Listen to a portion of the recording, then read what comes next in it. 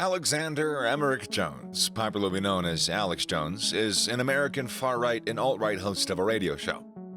He's also a well-known conspiracy theorist. He's the host of The Alex Jones Show, which is filmed in Austin, Texas. It's broadcast across all of the United States by the Genesis Communications Network. So, what caused such a huge TV personality to fall from fame?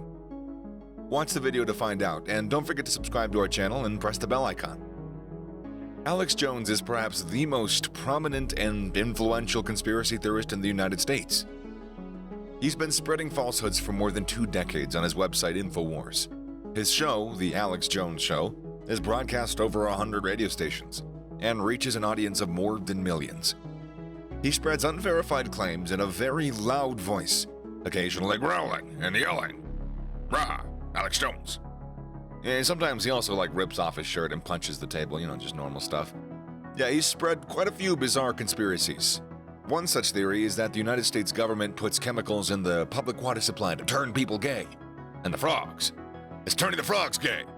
He also stated that Barack Obama and Hillary Clinton were demons from hell and that they distinctly smelled of sulfur. Jones is also responsible for the famous Pizzagate theory. And because you were so curious, the theory was that a pizzeria in Washington, D.C. is a front for a child trafficking ring run by Hillary and Bill Clinton. Jones even sells products that are mentioned in his show, like toothpaste, brain pills, bulletproof vests, and potency pills. Approximately 2/3 of Jones's revenue comes from selling these products, resulting in him being pretty wealthy. Alex Jones became a known figure in spreading disinformation. Disinformation campaigns can be defined as a deliberate attempts to spread false information.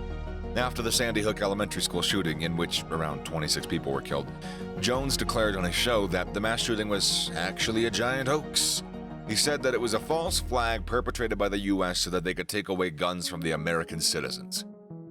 He also stated that nobody actually died at the event, and he called the parents out for being crisis actors hired to sway public opinion.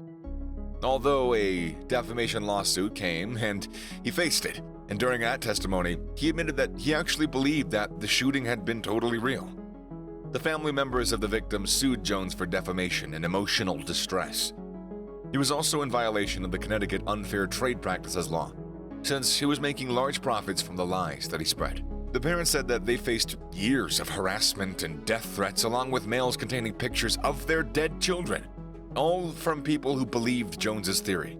The parents of a 7-year-old boy testified that people had even gone so far as to urinate on their son's grave and threatened to dig it up to prove that he was alive.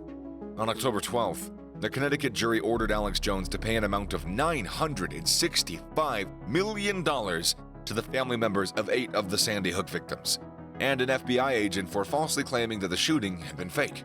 This marks the second time that Jones had been made to financially pay for his repeated lies about the Sandy Hook Elementary School shooting. In another case in August, Jones was ordered to pay almost $50 million to the parents of a 6-year-old boy who was gunned down in the massacre. Jones has tried multiple times to show that the cases pursued against him were an assault of his right of freedom of speech. He described the first lawsuit against him as a constitution-destroying, absolute, total, and complete travesty. Even from his lawyer, Norm Pattis, stated that the trial had been unfair, saying that today was a very, very dark day for the freedom of speech. However, the First Amendment isn't relevant to his case. Some people claim that the nearly $1 billion of compensatory damages ordered by the Connecticut jury sets a precedent in limiting free speech in the country, which is guaranteed by the First Amendment of the United States Constitution. After the ruling, U.S. Representative and far-right conspiracy theorist Marjorie Taylor Greene claimed that political persecution was at play here. Even Jones and his lawyer have portrayed the trial as an attack on the right of freedom of speech. In July, Jones was going through a lawsuit filed by the parents of a Sandy Hook victim. During one appearance in court for this trial, Jones arrived wearing a piece of tape over his mouth that had written "Save the First" on it as a reference to, the First Amendment that he claims has been violated. The parents stated that his comments were so malicious that they fell outside the bounds of freedom of speech protected by the Constitution. His recent trial wasn't about determining whether Jones was guilty or not. He had already been found guilty. Instead, the jurors were asked to decide how much he would pay the plaintiffs. In the 4 lawsuits that he had against him, in Texas and Connecticut, Jones lost the right to invoke the First Amendment during the trials. This came after the court found him liable by default in every case in the previous year, because he had refused to provide records of his finances and other required documents even after being ordered by the court. With the rise of Donald Trump, Jones was finally set to make it into the mainstream. Although recently Jones has been facing a lot of backlash from people around the world, this has resulted in the social media companies that backed him to possibly drop him for good. For years, Jones has argued against global power structures that he claimed were planning to control all the levels of power. After Donald Trump came to power, the politician was also saying the same things on national television and America's most famous newspapers. Jones has said that the American government planned the Oklahoma City bombing of 1995, the September 11 terrorist attacks, the 2012 Sandy Hook Elementary School shooting, and the Valentine's Day 2018 shooting in Parkland. To Jones and his followers, these are all part of a grand, secret government plan made to control people's minds and take away America's guns. Yeah.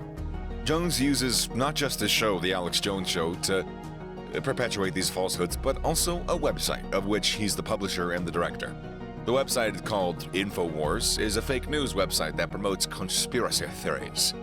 It was founded by Alex Jones along with his then-wife Kelly Jones in 1999. Initially, it was used as a mail-order outlet for the sale and business of their conspiracy theory videos.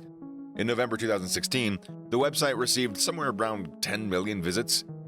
This made its reach more extensive than even mainstream news websites such as The Economist and Newsweek. Jones has also spread false conspiracy theories about the 2018 Stoneman Douglas High School shooting. He claimed that a survivor of the attack, David Hogg, was actually a crisis actor. Haven't heard that one before. Jones's website, InfoWars, falsely identified Marcel Fontaine as the gunman. They even posted many pictures of him in numerous versions of the article about the massacre. As a result, Marcel Fontaine sued Alex Jones on the 2nd of April in 2018. This lawsuit filed by Fontaine was just the first one against Jones regarding the mass school shootings.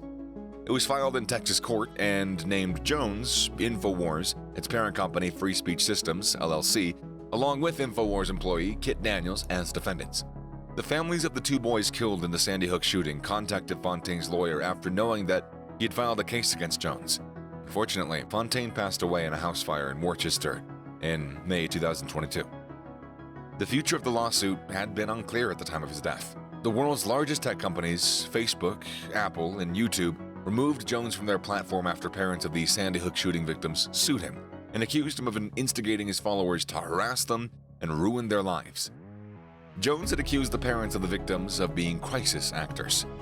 This removal of the world's largest platforms could mean disaster for Jones's business.